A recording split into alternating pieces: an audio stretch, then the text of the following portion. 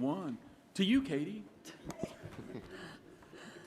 All right. Well, good morning to everyone. I would now like to call to order the November 5th, 2025 meeting of the Indiana State Board of Education. Roll call, please. Mr. Best. Present. Ms. DeLosa. Present. Mr. Durham. Present. Dr. Ernest. Here. Ms. Hamill. Here. Mr. Gassnow. Here. Mr. Mapes. Here. Ms. Moat. Here. Ms. Rentschler. Here. Oh, she's here. Here. Yeah. Like waiting. Mr. Watts. Here. And Dr. Jenner. Here. All right, let's please stand for the Pledge of Allegiance. I pledge allegiance to the flag of the United States of America and to the republic for which it stands, one nation, under God, indivisible, with liberty and justice for all. Okay, is there a motion to approve the agenda? So moved. With a motion and a second, any discussion? Seeing none, all in favor? Aye. Opposed? Motion carries. Is there a motion to approve the minutes from the October 15th, 2025 meeting? So moved. Second. With a motion and a second, any discussion? Seeing none, all in favor? Aye. Opposed? Motion carries. All right. Well, a few updates since we last met in October. Right out of the gate, I'll share we did officially submit our federal waiver request to the U.S. Department of Education. Our goals, as we've discussed, include less red tape for our people, so streamlined federal reporting and compliance, giving our local school corporations and schools more flexibility. Smarter accountability, again, we're shifting towards one model rather than two, and support for our most vulnerable and at-risk students, specifically allowing us the flexibility to put the resources where they're needed the most. I will share with you all that even with the federal shutdown, my understanding is that the teams have permissible areas to which they're able to work. Our waiver is one of the permissible areas to which they are able to work. So we had a call with U.S. Department of Education last week to answer some questions, get additional follow-up as needed, and then we have another call this week. So that is actively moving. From the point to which from the date that we submit, which was Friday, October 17th, the federal government has 120 days to approve. And then one other flag, this has not really been asked much in Indiana, but it's been asked nationwide, so I'll just flag it. Our waiver is only regarding provisions in ESEA. It does not include anything in IDEA, which is special education. It includes nothing in special education in terms of waiver. It's only that ESEA. Second big thing, and Lindsay Omlor, I should flag, Ron Sandlin has really been leading that waiver request for our team. So he may be watching, he may be in a different meeting, but shout out to Ron. Thank you for your work and bringing so many stakeholders to the table. The next one, Lindsay Omlor from our team has been leading. If you have additional questions, she's the one to ask. The General Assembly passed a facilities and transportation pilot. It's a 3-year pilot. We have selected the schools or team of schools for this pilot. So it will be Eastern Hancock Schools, the Career Academy Network of Public Schools, and then also a coalition of schools from across Indianapolis. And again, that's designed to increase community collaboration and really maximize the use of facilities and transportation services. Third big announcement, and probably the one that we all love because it celebrates our schools. with the federal government moving away from the National Blue Ribbon designation, we had the opportunity as a state to pick that up. So for the first time ever, we launched the Indiana Blue Ribbon designation, and I'd like to read the following schools who won that award. So we have Batesville High School, Brandywine Elementary School in New Pal, Charles Elementary School in Richmond, Creekside Middle School in Carmel, Eastside Elementary School in Clay Community Schools, Immaculate Heart of Mary in Indianapolis, South Terrace Elementary in North Posey County, St. John the Evangelist School in St. John, St. Louis de Montfort School in Fishers, St. Mary's Catholic School in North Vernon, and St. Philip School in Mount Vernon. So you can probably tell all over the state we kind of have some celebrations happening for these Indiana Blue Ribbon schools. Also, I was asked out in the audience, and I said, I bet it is on my notes. Fortunately, someone in the audience fact-checked me and immediately knew this date. So huge gold star for that person. But the public comment for accountability does continue, is ongoing. Please weigh in. And the public hearing date is on Monday, November 17th at the State Library. That is such that you're welcome to come in person if you prefer, but also any of the written comments will all be considered in the same way that a public comment would be as well. Looking ahead as we prepare to celebrate Veterans Day next week, on Friday we will announce, or it might be Thursday, but end of the week we'll announce the Purple Star schools. And then today, for the first time in a long time, we do not have a consent agenda. We have two key discussion presentations. One will be done by Anna Schultz, our Chief Academic Officer, where we'll provide a reading update, specifically sharing our new iRead Good Cause Exemption dashboard. So all of that data, count day was October 1st, so we now have all of that data compiled, and it will be out there transparently.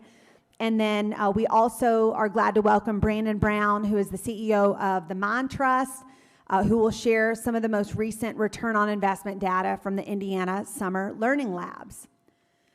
So on that note, are there any other board member comments and reports? Yes, Dr. Ernest.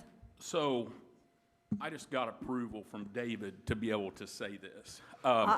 Which is scary when Byron gets approval for something, right? Can't wait to hear this one. I just want to say thank you to you and your team, because you walked the talk, which we talk about, that we want things to be streamlined and things to be done that are good for our teachers and removing the red tape kind of things. So the State Advisory Committee to Workplace Specialist teachers who are coming from industry to teach from us, one of the things that was a huge stressor that I believe was keeping them from being the best they could be were those that came to us with Bachelor of Science degrees and Bachelor of Arts degrees had to still take the TABE test, which is that basic test of basic knowledge, right?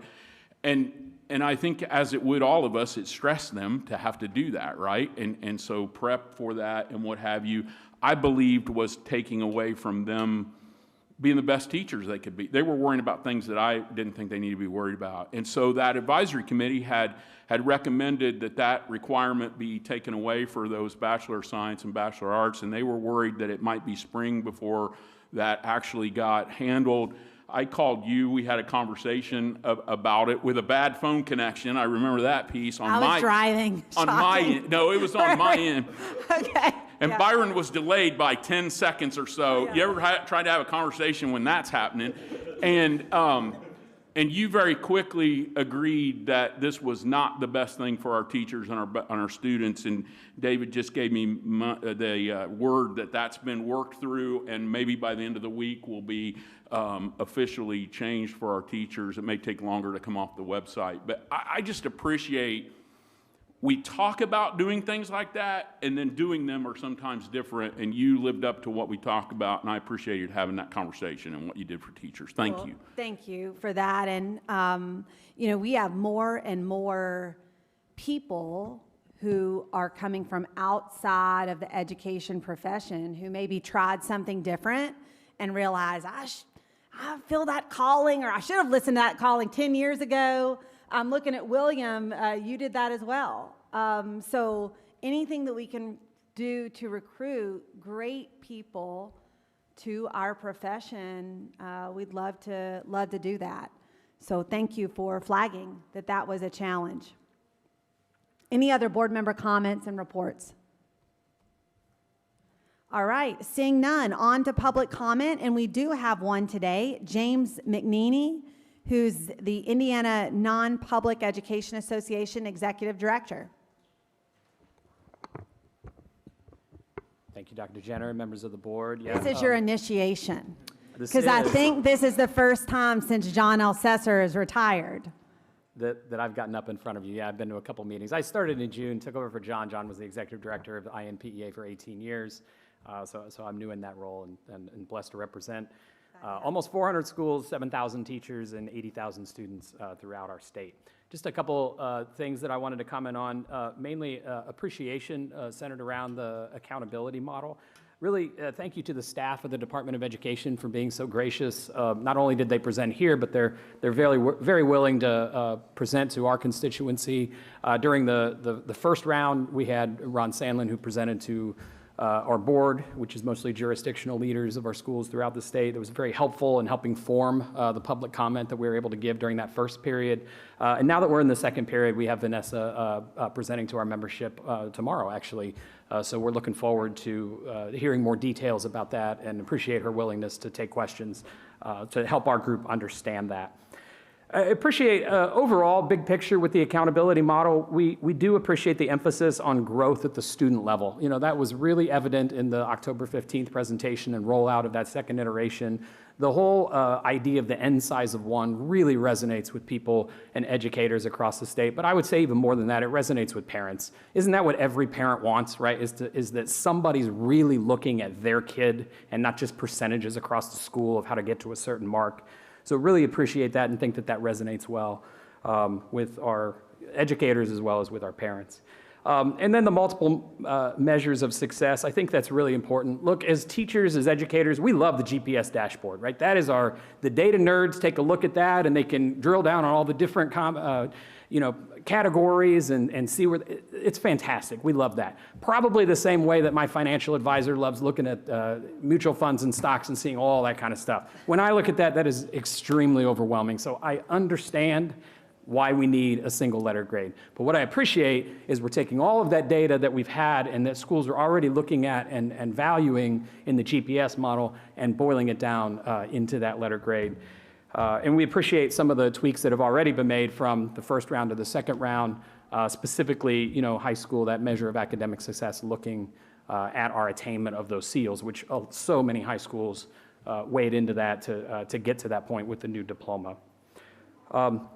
Lastly, I want to just comment, you mentioned the blue ribbon schools, and I commented to this beforehand, but just thank you to the state of Indiana, to you, to the leaders for including non-public schools in that. And it may seem like a no-brainer here in Indiana because of the great culture that we have, but unfortunately, as I talk to my colleagues throughout the country and other states, that's not always the case. But Indiana is always valued, recognizing, and supporting all schools and all learners and all students, and we appreciate that very much. Thank you.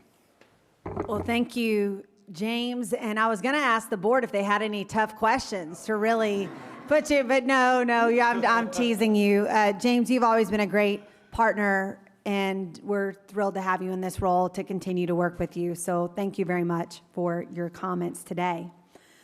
Okay, considering we do not have a consent agenda today, we're jumping straight to some new business and discussion items. So I'll invite Anna Schultz up, our Chief Academic Officer, to talk about the reading update. Good morning.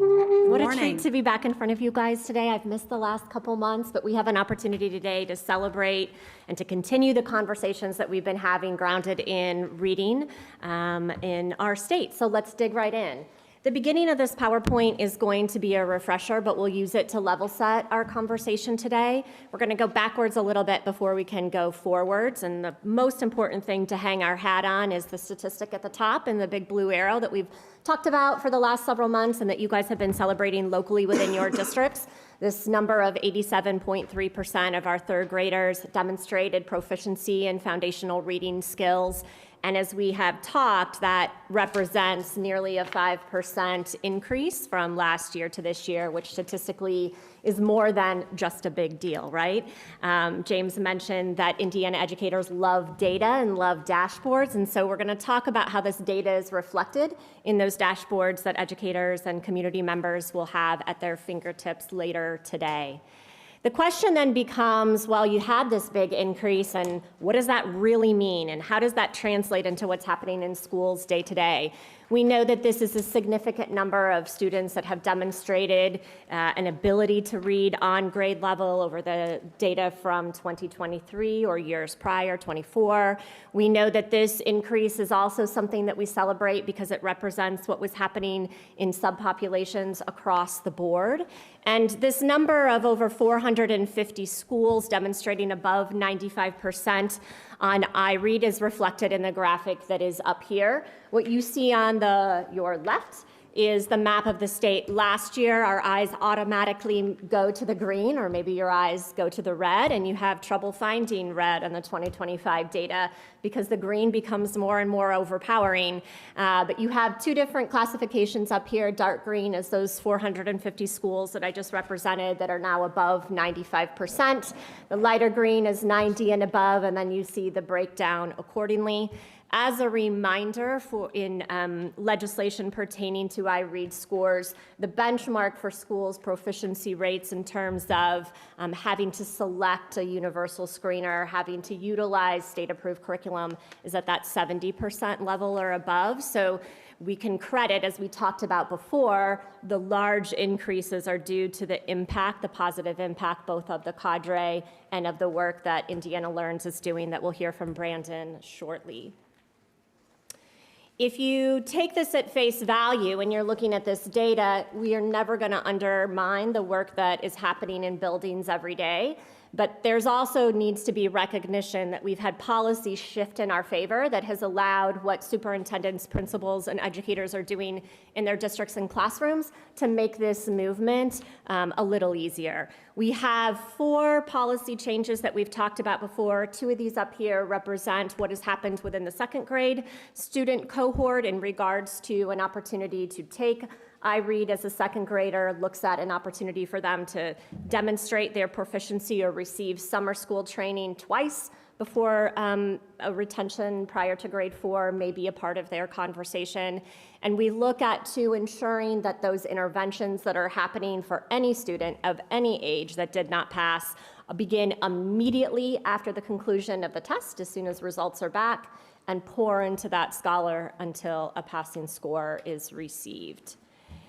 There's been a lot of shout outs to Ron and his team, and rightly so. This slide really cognifies for us what does it mean as we look at the proposed keyword, right? But as we look at the proposed accountability model and how literacy will be a component of that in these 3 particular buckets. As we have discussed, certainly looking at success factors and iRead is a key part of the goodness that is happening in schools and would be a part of a letter grade. This responsibility to pour into the adolescent readers is something that we've continued to talk about and is also reflected in the proposed accountability model. Good cause exemptions are what we're going to talk about today and how that flushes out both statewide, and then we can drill down to the district and school level. As a quick refresher, there are 5 good cause exemptions that are in legislation that allows students that fit into one of these different categories to receive an opportunity to be promoted onto grade 4 if it is in their best interest. First good cause exemption is for our special education students, and that is a decision that is grounded in what is best for them, made by their case conference committee.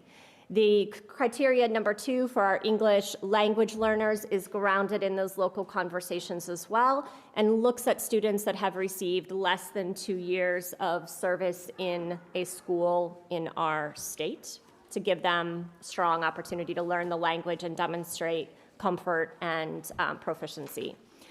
I read exemption number 3 is for those students that have been previously retained in 3rd grade. Criteria number 4 is one that looks at how is a scholar doing in math, and if they are demonstrating above proficiency or at proficiency, that an ability for them to be promoted on exists. And then the 5th criteria is that they have been previously retained more than once between kindergarten and grade 2, and they have received really strong intensive intervention.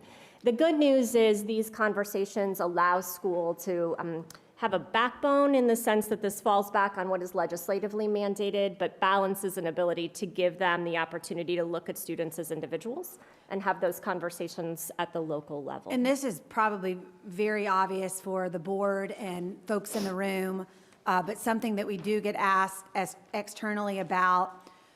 Even if a student is eligible for a good cause exemption, we as schools and educators will do everything we can to make sure they're reading and passing the iRead.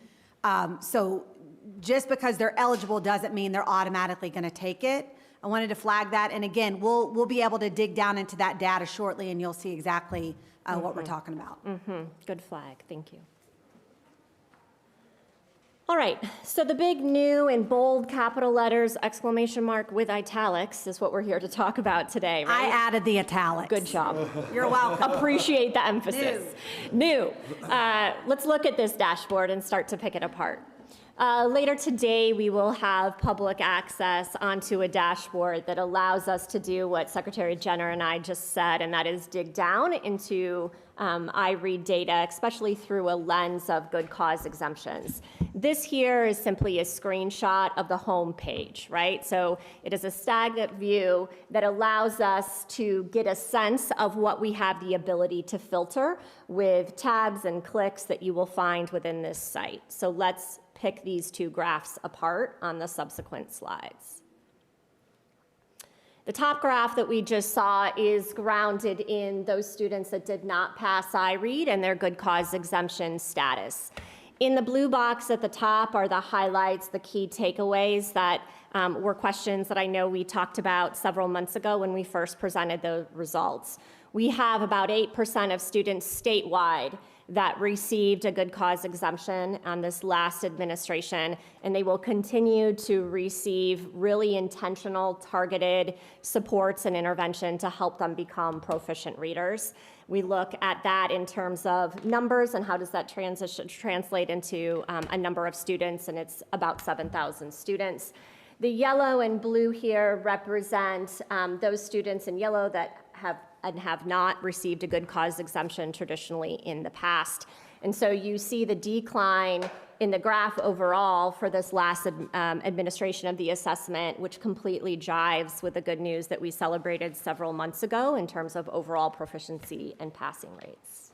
And just as a reminder, I know it's up there, we assessed over 84,000 students who tested, or 84,000 students tested.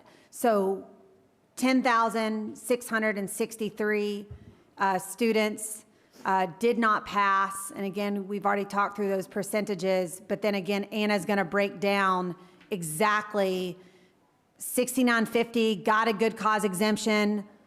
We are hyper clear on exactly what criteria they met. And I don't think this is in there, Anna, but our technology is sophisticated enough, and shout out to Dr. Keller and the technology folks around the state and school districts, where if a student had not passed, it would flag it. So we know exactly, these are not just numbers to us, they are children to That's us. right. That's So right. why don't you get That's into right, that's that blue portion, the students who did not receive a good cause exemption? Okay, awesome. The blue portion has now changed colors. Let's hold that and let's talk about promotion status, and then we'll pick apart the good cause exemptions. When we look at students that took iRead, that were promoted on, we've had before a big inflation of students being promoted to grade 4 that did not demonstrate reading proficiency on grade 3, in grade 3. What we're looking at this year, the decline in 2025, is signifying that we are doing the opposite. We are now ensuring that students that are promoted on to grade 4 are doing so with an ability to read and show mastery of key foundational reading skills. I do want to highlight for you the purple bar which says no enrollment. This number is tiny but signifies students that took the test last year and moved out of state or maybe are homeschooled, so they're not a part of this year's October 1 count because they're not enrolled at a school, okay? And that's something we just started, right. as evidenced by the only 2 of the longitudinal years have that purple. Which is important because, as Secretary Jenner just mentioned, these are children and people. These aren't just number sets. So it allows us to responsively track where students are. And if they move, they move. If their parents have opted to homeschool, that's what they're doing. But this is just showing that there are students that took the tests that are not in these overall numbers because they're not a part of any school's 10-1 count. A couple other things on this one. I saw you chuckle, Pat. I always have things to add. This is a teacher in me. I'm like watching everything. This salmon color box there, those students obviously were students in the past that were not readers who we moved forward. That's right. Remember, and we don't hit on this, we have that longitudinal data for students showing if we move them on, they are very rarely ever passing, catching up, like the struggles exist long-term. The other thing I want to flag, and this is something media has asked many times, this is our number. In Indiana, we retained about 3,000 students.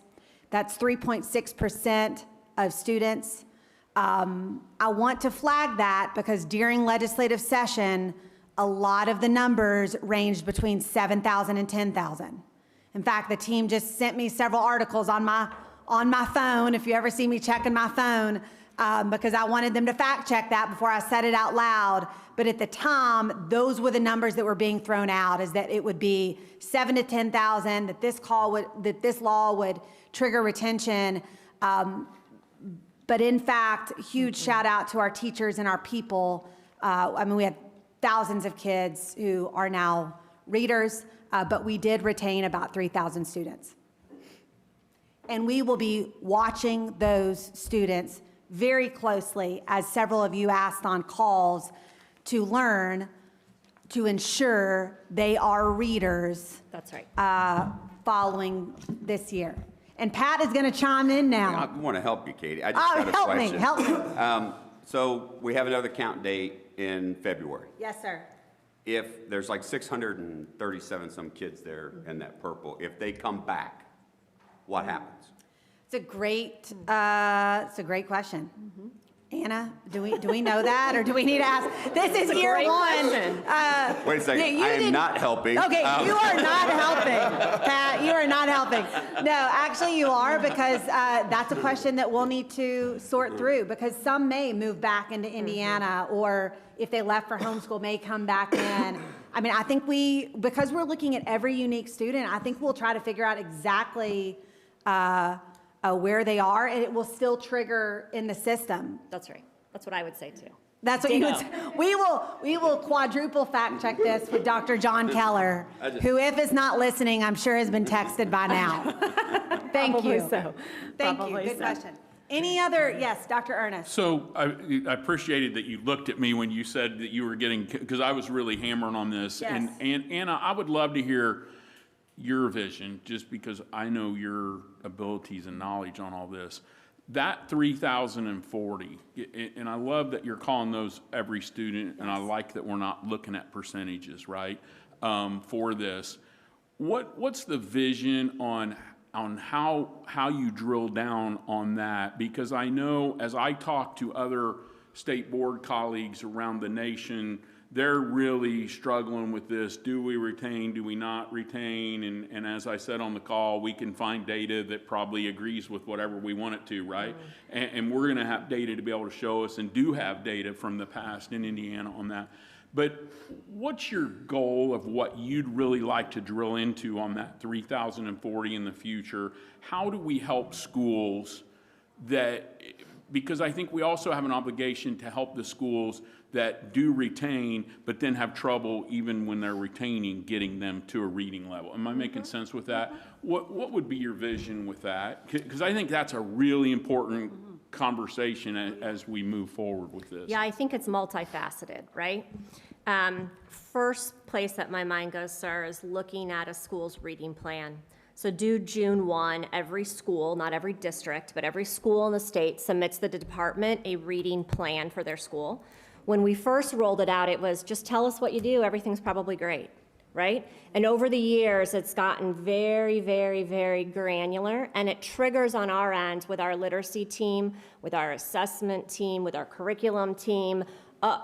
This school is not utilizing a high-quality curricular resource with their students. That triggers a different level of support and guidance on our end. We've now asked schools, what interventions are you using? How much time are you spending on Tier 1 and Tier 2 and Tier 3 instruction to identify trends and themes across the board? That allows us to be smarter with our capacity, with our resources, not guessing at what schools need. So that's the first thing I would say is a responsibility to get a laser-like focus on what's happening across the state and not make assumptions. The other thing that I would say and really look at is we've talked for a long time in the state about Tier 1 instruction, which is synonymous with the instruction that every student in that particular grade level receives. It means on grade level instruction. We've poured into strong academic standards in reading. We've then said, all right, you need to be teaching for 90 minutes, and we collect that information. We then say you need to be using curriculum out of this list. We collect that information. But what we haven't done is looked at what are strong interventions. What does it mean to have a systematic evidence-based curriculum for those students that are below grade level? What is the structure that is happening in? We had a conversation the other day about reading labs and what that looks like in schools or doesn't look like in schools. When is this instruction happening? Who is teaching this instruction? Our focus for a long time has been on Tier 1 because, quite frankly, we had a Tier 1, we had a core instruction problem in the state. That's been rectified. So now it is, to your point, what is happening day to day with these particular students? And certainly Brandon will talk about after-school tutoring supports and summer supports, but the crux of it is in the school day, right? When we think about professional development and training, are paraprofessionals included in that? Are special education teachers included in that? Or is that just the classroom teacher level? Those educators are the ones, majority of the time, that are teaching these small group settings, right? Once we dig down into the type of good cause exemptions and we're able to see the numbers on these subsequent slides, the answer can get more specific, right? Because what is needed for an English language learner would be different than somebody in special education, perhaps. That's where my mind goes to first. Can you tell Anna was Indiana Teacher of the Year in 2000? Not in reading. 2008? Was it 2008? Long time ago. Oh, she didn't even want to say. District. But yeah, thank you, Anna, for that explanation. Well, and we thank you, because that's a part of the YouTube video we need to clip out and let schools hear. That was a very good explanation. I said that of Rania last meeting on one of his explanations, but thank you for that, because I think this is important, right? Because every one of those 3,000 is a kid, a human being, right? Yeah, and every one of those too, Byron, is a kid and a human being, as you just said, with a teacher that is awake at night because of the struggles that particular student may feel, right? And so it's our responsibility to ensure that teacher is armed with what they need, and that starts with clarification with superintendents all the way down, for sure. All right, now we can start to pick apart what Dr. Jenner was alluding to. This slide here is another dashboard view, right? So based on what tab you click, if we want to look at pass rates, you're shown the map of the state again that we saw a couple slides ago, and then given options for some of these circle dials. Dr. Keller would tell me that's not the right term, but these circle graphs, right? If you want to pick apart any of this information deeper. The ones that I want us to really look at for the rest of our time together is good cause exemptions by those 5 eligibility criteria that we talked about previously. And Anna, if you could go back to that slide. Pat, I'm not looking over at you to see if you're giving me the side eye. This dashboard will all be publicly available as soon as we conclude this meeting. You will be able to disaggregate by, as you see at the top, by school corporation and school. A feature that was added is there's a tab, obviously the geographical lines, those were easy where we could do the heat map. You can also click the next tab, which will show public charter schools, and the next tab, which will show all the non-pub schools in the state. That is unique to Indiana, that all of our data is out there for all school types. So you're welcome to interact with the data, see all the things. That will all be available today. Yeah, and certainly cool, I mean, I'm thinking about James and his comments, certainly cool for him and his crew to look just at non-pubs. That middle tab, though, is a great one for our authorizers. As we look at charter schools and they're looking at their portfolio of schools to be able to identify trends, strengths, areas of growth and support, for sure. One thing I haven't called out, but it's on every slide, we know certainly N sizes of less than 10 are not represented in any of these graphs publicly. So when we look at the first radial dial, we're looking at good cause exemptions by that different criteria. This particular graph is looking at English language learners and special education students. If our number altogether is that 6950, this is showing us what percentage of students qualified for a good cause exemption based on their language abilities or their special education status. And again, as Dr. Jenner mentioned before, these are decisions that are decided locally based on their case conference committee decision aligned to their particular IEP goals. So if we look at this and we say that out of this approximately 8% of students that did receive a good cause exemption, about 3/4 of those students were special education students, about another quarter were English language learners, and then you have about 1% of students who fit the criteria based on their math proficiency scores. This connects back to the point earlier. In Indiana, approximately 17% or so of students are special education students.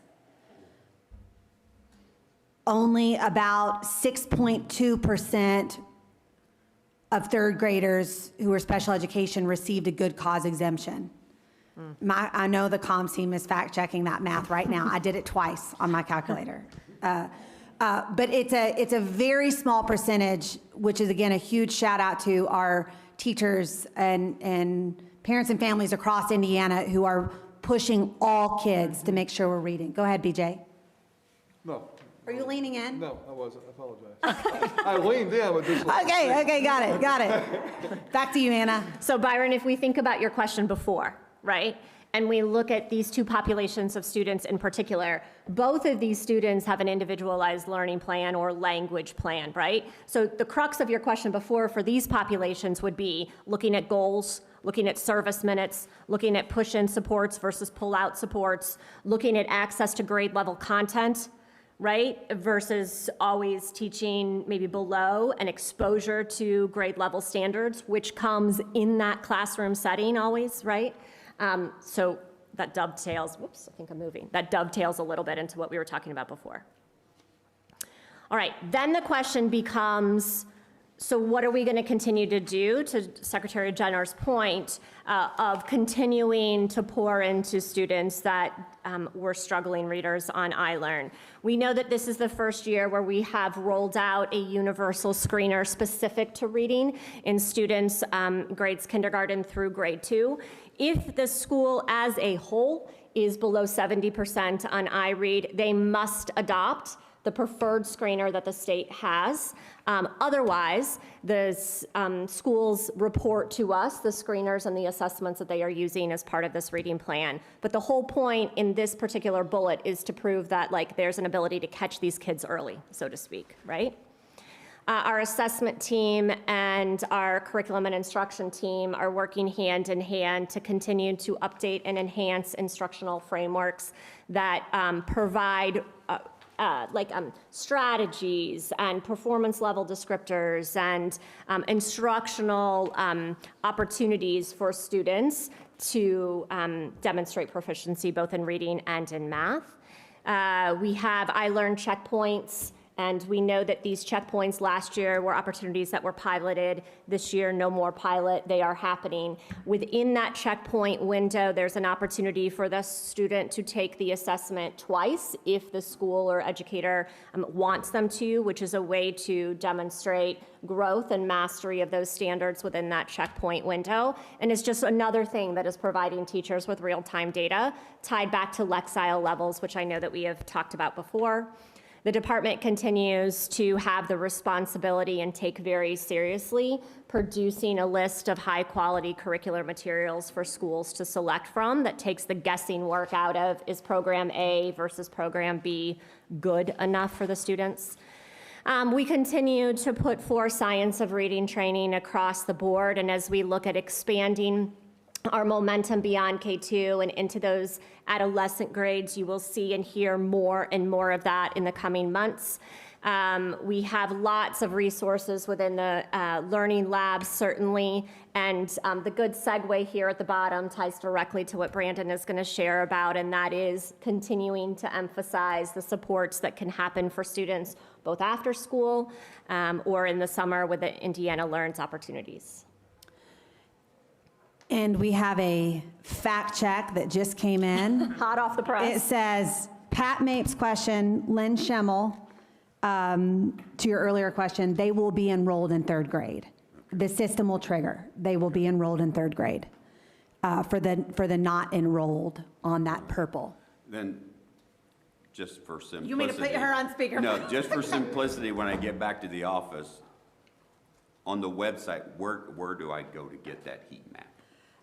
Great question. So probably the most efficient way will be, we will press release that out as soon as this meeting is over, and the link will be right there. That will be the most efficient way for people to get to that. And we expect that dashboard to have a lot of hits today, this week. We'll embed it in our website as soon as possible, but that's going to be the fastest. Yep. Yeah. Thank you. Thank you, everybody. Thank you very much, Anna. Appreciate it. All right, let's now have Brandon Brown, CEO of the Montrust, come up and share about what we've learned from return on investment of the summer learning labs. All right, it's great to see everybody. And it's really hard to follow one of the state's best instructional experts, Yes. too. So, well, it's great to see everybody. I was here about this time last year, and we are excited to provide, I think, a similar update to last year with more data specifically using the iLearn, which was some feedback from you, Dr. Ernst. So huge shout out to the secretary for just the incredible work that she and the team are leading. You all and all of the, I think, really courageous work that you all have led to. It's great to live in a state that is known as a national leader for education. And obviously, all of that work is now really paying off and real results for kids. Clearly, as you heard from Anna, the key lever for change is the school. So oftentimes I like to think about the school as the unit of change. So obviously, what's happening in the middle of the school day is the largest driver to student achievement. We also know that the majority of time a kid spends in their childhood is not in school. So we think a lot about the Mind Trust. What are we doing before school, after school? What are we doing during the summer? to really take a comprehensive approach to not just rely on schools as the sole unit of change, but really thinking about how can we feed into students outside of the school day as well. And the origin story of Summer Learning Labs, which you all heard last year, was a few people sitting down in the middle of the first year of the pandemic saying, oh my gosh, we've lost a lot of instruction. We're really worried about where students are going to be academically. And it's too much to just assume that schools and school districts who are managing through a once-in-a-lifetime crisis to put all the onus on them to figure out what you do during the summer. So we said, how about we work with United Way, and folks at the legislature to really design from scratch within 6 months a comprehensive community-based way to accelerate learning over the summer. And the key innovation, which we were excited about, was let's have school and community sites. So now we are in our 5th year, and there are more community sites than school sites. And what we see is that the learning gains are actually very similar at the community sites relative to our school sites. I think that we've unlocked something that's really important and probably applicable to the entire education system. What are we doing so that K-12 is not a silo, but really working hand in glove with amazing assets in our communities every day? And we think that the work of Summer Learning Labs is one example of that. So the kind of core components here, the clicker, it's probably me. There we go.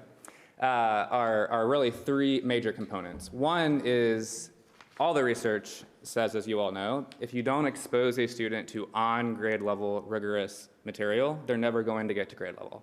So not just taking a remediation approach during the summer, but really try to accelerate learning by content-rich on-grade level material.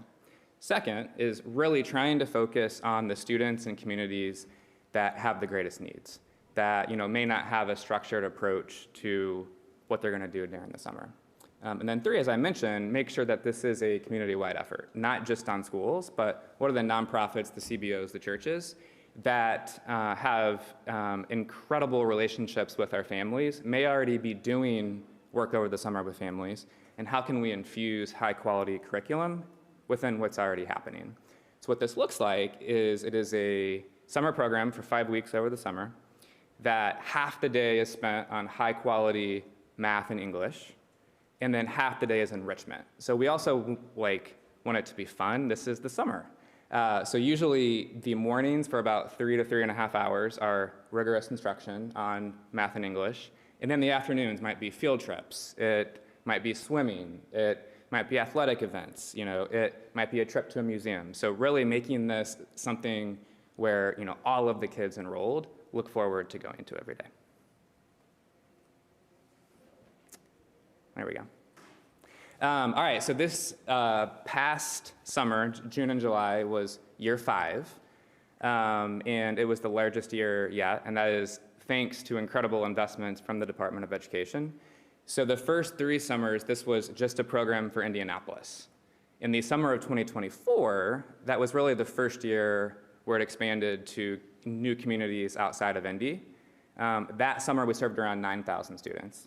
This summer, over 12,000 students enrolled, and not just a few places outside of Indianapolis. This was really, I would say for the first time, a truly statewide program with several local community anchors all across the state, really serving as the hub for what was going to happen with programming. So Northwest Indiana had 28 sites, and the Urban League was a tremendous anchor partner there.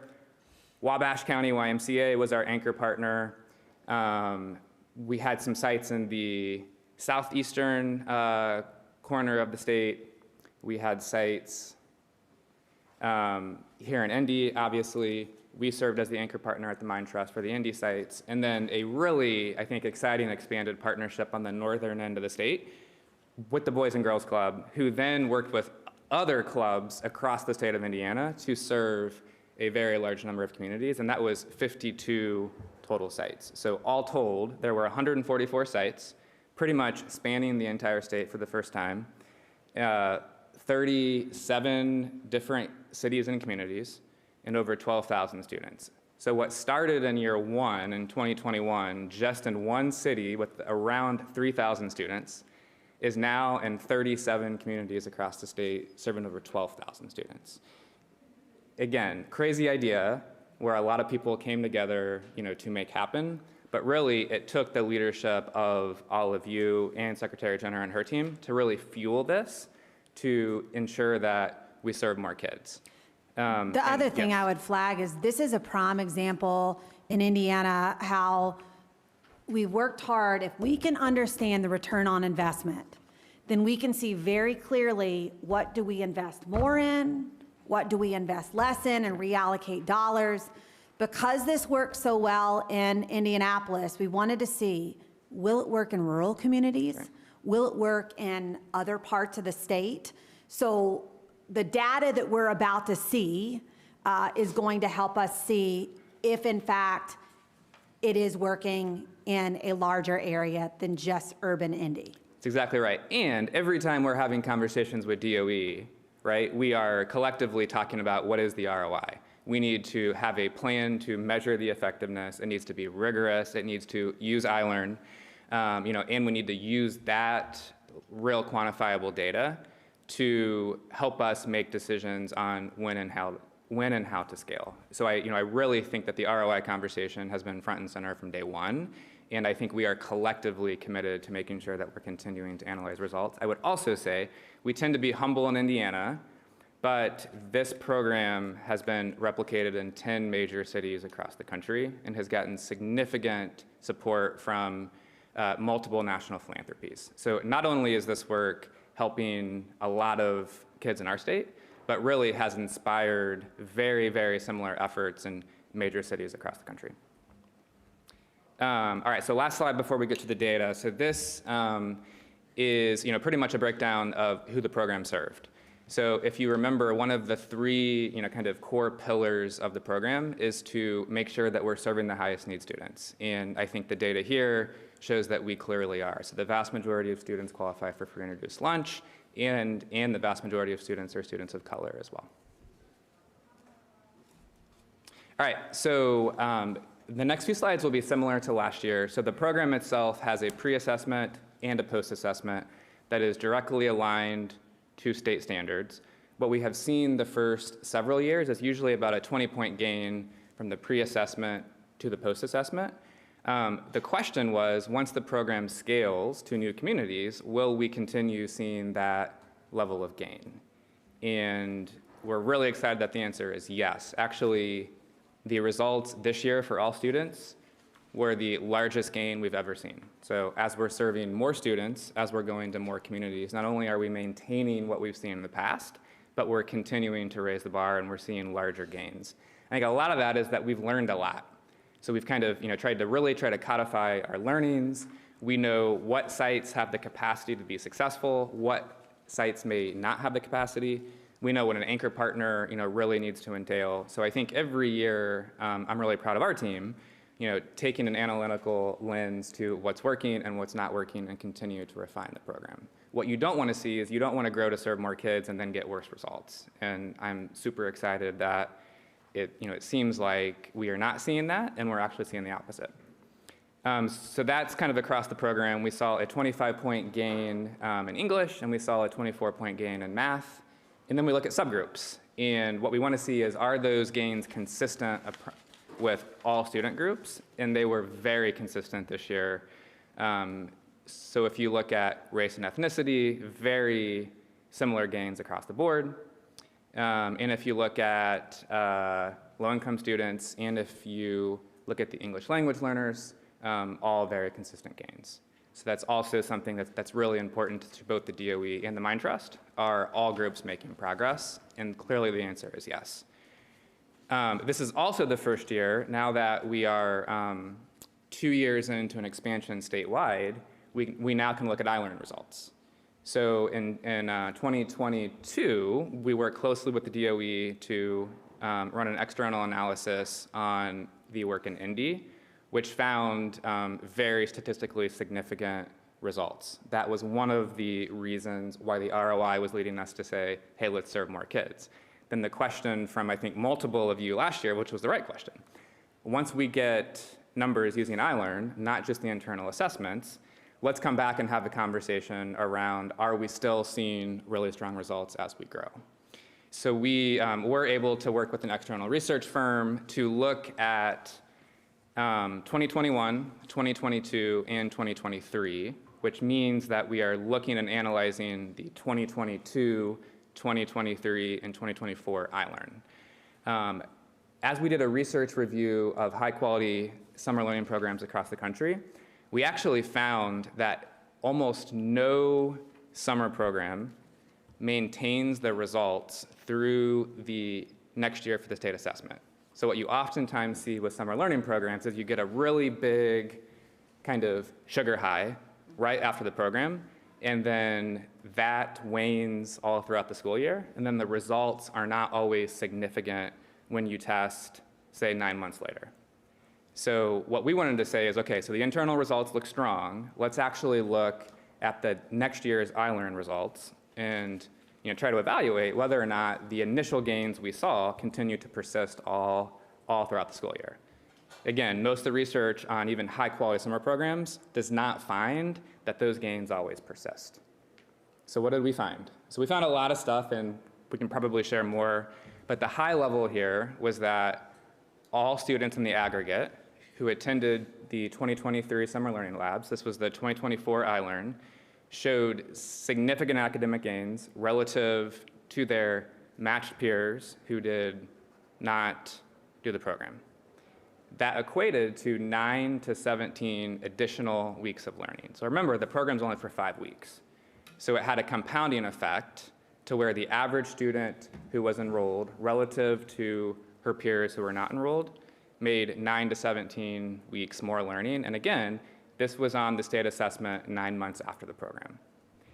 Then we tried to drill down into, okay, so a student that participated in both summer learning labs and received tutoring using Indiana Learns, what were the results for those students? And that was the highest effect size in the entire study. Not surprising, but validating to the secretary's comprehensive approach, right? So making sure that what we're doing in the school day is working for kids, and then what are we doing outside of the school day, both in the summer and after school, right? To ensure that we're doing as much as we can for students who need it the most. So that was a very intriguing finding for us, that when you combine high-quality summer learning with high-quality tutoring, with all of the work that's already happening in schools, that's a recipe for drastic acceleration of learning. We also found, when we looked at the subgroups, that low-income students made very large gains, Black students made very large gains. This one's not surprising. The more you attended the program, the more gains you made, which is what all the research says anyways.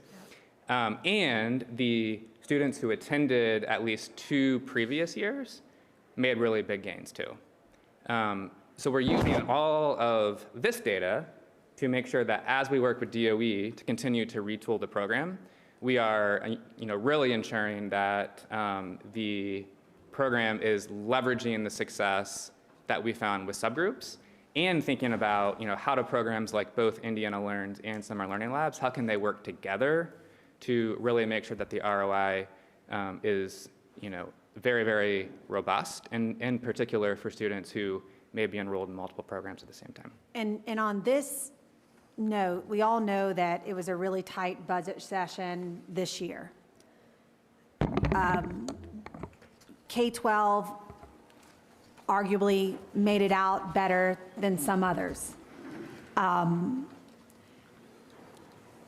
this combination right here, as we're learning what is yielding return on investment, the Indiana literacy cadres, summer learning labs, especially the combination with iLearns, these cost money.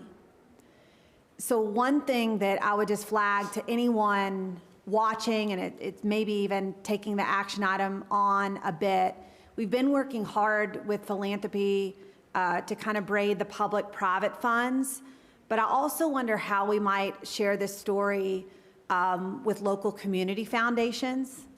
Our local community foundations have an enormous amount of investment and are usually great partners for our schools. So to share this data with them to show this combination, I mean, it could just be a way for us to open up additional funding for our communities during this moment of time so that we don't lose any speed. So just kind of an idea out there for any folks who are listening. But we have to seize this ROI and not lose the pace, even though we're in some tough budget moments.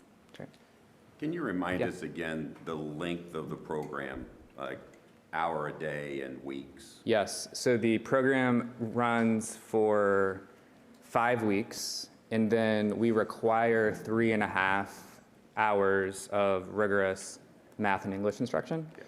And we designed it that way using research on what does the kind of number of instructional hours need to look like to really show results. Thank you.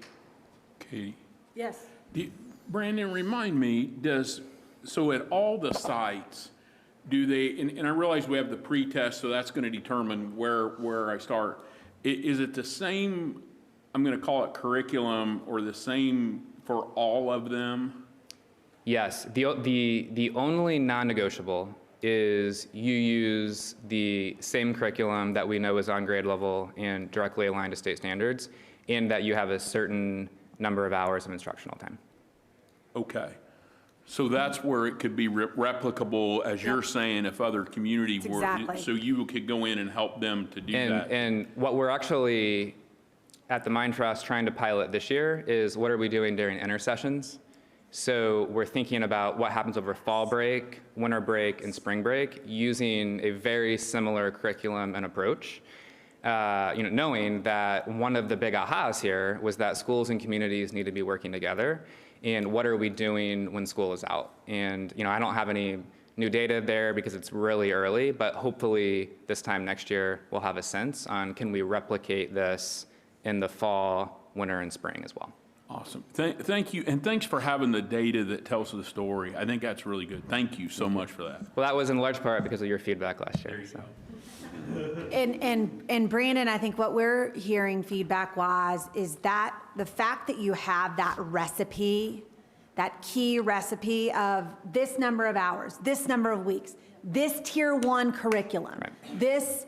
that has been very helpful to our teachers who are working with students, and also, again, to successfully complete this study. So huge shout out there. And two really interesting things that we have found. So in 2021, we were really worried that we wouldn't be able to recruit enough high-quality teachers. It's actually not been a problem. We have a very high teacher retention rate. So once they're in the program, they really enjoy it, I think in large part because of what you said. And you also have to compensate folks well for what they're doing, right? Yes. So we have, I think, top of class compensation, and it's a way to value teachers as well. So high quality curriculum, strong support, feeling like they're part of a statewide movement, and really good compensation has, really kind of made the teacher recruitment piece not easy, but much more doable than what we thought. Secondly, is there is much more demand for this program than what we're able to meet. So there are communities across the state who have raised their hand, who Yes. want to be part of this. And I completely agree with Secretary Jenner, that we have a recipe here. Obviously, you all are doing everything you can with state funding to make it go as far as possible. Yep. This is, one example of what local communities can really rally around. It's got results. It's not based on school type. Yep. It works with nonprofit organizations. It's something that I think in our very polarized times, everybody can kind of rally around a program like this. So I'll put it out there. Let's action item us meeting and thinking through how we can work. Those communities that are raising their hand that want to deploy this, let's try to get their local community foundation and other partners on the phone. I'd be glad to join with you, the local superintendent, whomever, to see what we can do. We have to continue again to move this forward as we're seeing its success. Would be glad to do that.